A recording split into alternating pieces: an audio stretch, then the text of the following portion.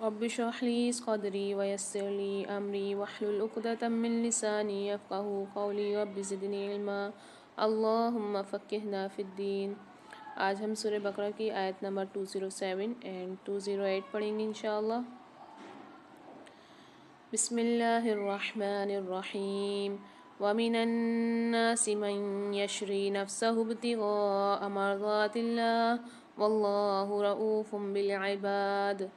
وَمِنَ النَّاسِ میں نون میں غنہ کر کے پڑھیں گے اور کھینچ کے بھی پڑھیں گے۔ من یشری میں نون ساکن کے بعد یا مشدد علی ادغام مال غنہ کے 4 حروفوں میں سے یہاں پر ہم غنہ کر کے پڑھیں گے ادغام کے ساتھ۔ نفسہ ابتغاء یہاں پر غین کے ساتھ الف اور مد آ رہا ہے، اس کو کھینچ کے بھی پڑھیں گے، 5 سے 6 الف مدار کھینچ کے پڑھیں گے۔ مرضات اللہ میں ضاد کو موٹا پڑھیں گے اور کھینچ کے بھی پڑھیں گے، ایک الف مدار۔ اللہ کے لام کو باریک پڑھیں گے، اس سے پہلے زیر آ رہی ہے۔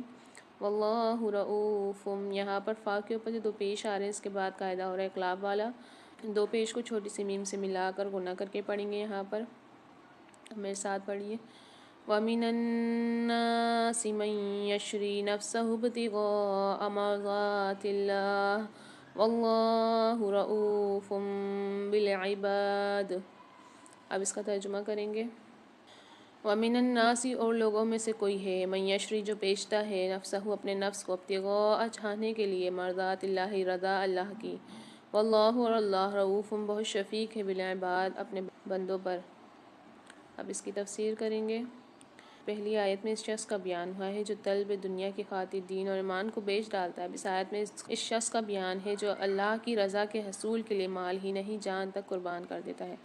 اللہ پاک نے فرمایا ان اللہ اشتری من المؤمنین انفسهم واموالهم، بے شک اللہ نے مومنوں سے ان کی جانیں اور ان کے اموال خرید لیے ہیں۔ اس آیت کے اولین مصداق مہاجر صحابہ ہیں جنہوں نے اپنی جانیں خطرے میں ڈالیں اور اپنی جائیدادیں مکہ میں چھوڑ کر مدینے چلے گئے، اور انصاری صحابہ جنہوں نے اپنی جان و مال سے ان کی مدد کی۔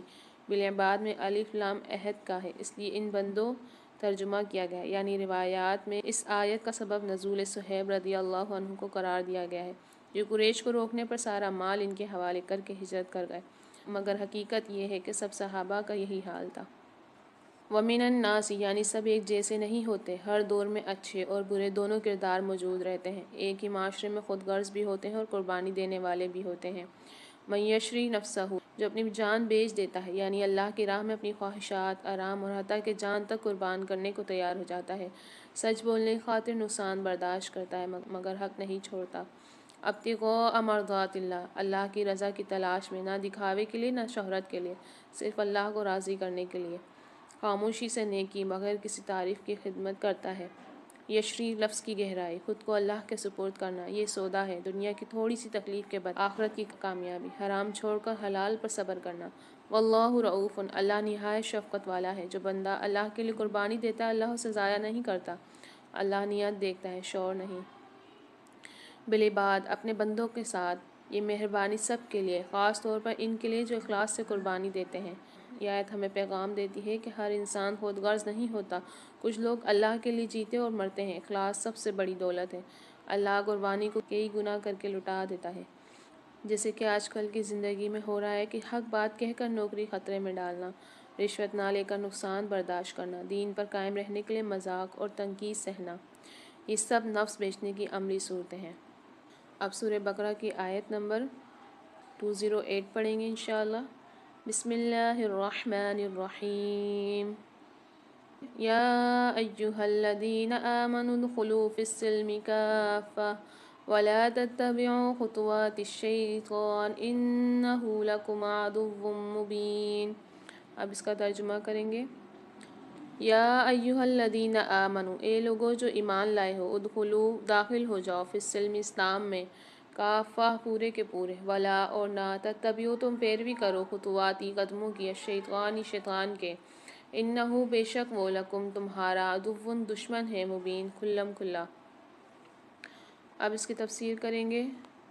تو پیاری صالحات، یہاں اس آیت میں ہمیں بتایا جا رہا ہے کہ مخلص مومن کی مدح اور ستائش کے بعد تمام مومنوں کو حکم ہوتا ہے کہ تم بھی پورے اسلام اور ساری شریعت پر چلو، یہ نہیں کہ اسلام کے کچھ احکام پر عمل کر لیا باقی چھوڑ دیے، نماز روزہ کی پابندی کر لی اور عقیدے میں شرک، تجارت میں سود، عدالتوں میں غیر اللہ کا قانون، نصرانی یہودی تہذیب اختیار کر رکھی اور اسے زمانے کا تقاضا اور ترقی پسند قرار دے دیا۔ یہود کی رسوائی کا باعث بھی یہی طرز عمل تھا، جیسا کہ فرمایا افتؤمنون ببعض الکتاب وتکفرون ببعض، پھر کیا تم کتاب کے بعض پر ایمان لاتے ہو اور بعض کے ساتھ کفر کرتے ہو؟ اس میں وہ مسلمان بھی شامل ہیں جو کسی دوسرے دین سے نکل کر اسلام میں آئے مگر انہوں نے اپنے سابقہ دین کی رسوم کو باقی رکھا، جیسے غیر مسلموں کی شادی اور مرگ کی رسمیں اور بدعات اور رسومات جو سراسر اسلام کی منافی ہیں۔ یہ مسلمان ہو کر بھی انہوں نے اپنے روزمرہ کے پہلے طور طریقوں کو نہ چھوڑا۔ تو پیارے صالحات، اس آیت کا ترجمہ اے ایمان والو، اسلام میں پورے کے پورے داخل ہو جاؤ، شیطان کے قدموں کی پیروی نہ کرو، بے شک وہ تمہارا کھلا دشمن ہے۔ یا ایھا الذین آمنو، اے ایمان والو، یہ خطاب خاص مومنوں سے یعنی ایمان کے دعوے کے ساتھ ذمہ داری بھی ہے، جسے کسی کو عہدہ ملے اس کے تقاضے بھی ہوتے ہیں۔ ادخلوا فی السلم، اسلام میں داخل ہو جاؤ۔ یہاں سلم سے مراد اسلام، اطاعت اور اللہ کے حکم کے آگے جھک جانا ہے۔ صرف عبادت نہیں کرنی بلکہ معاملات، اخلاق، کاروبار سب میں اسلام نظر آنا چاہیے۔ کافہ، پورے کے پورے مکمل طور پر، آدھا دین نہیں، آدھی مرضی نہیں، اسلام ایسا نہیں سکھاتا۔ نماز پڑھنا مگر جھوٹ بولنا یہ کافہ نہیں۔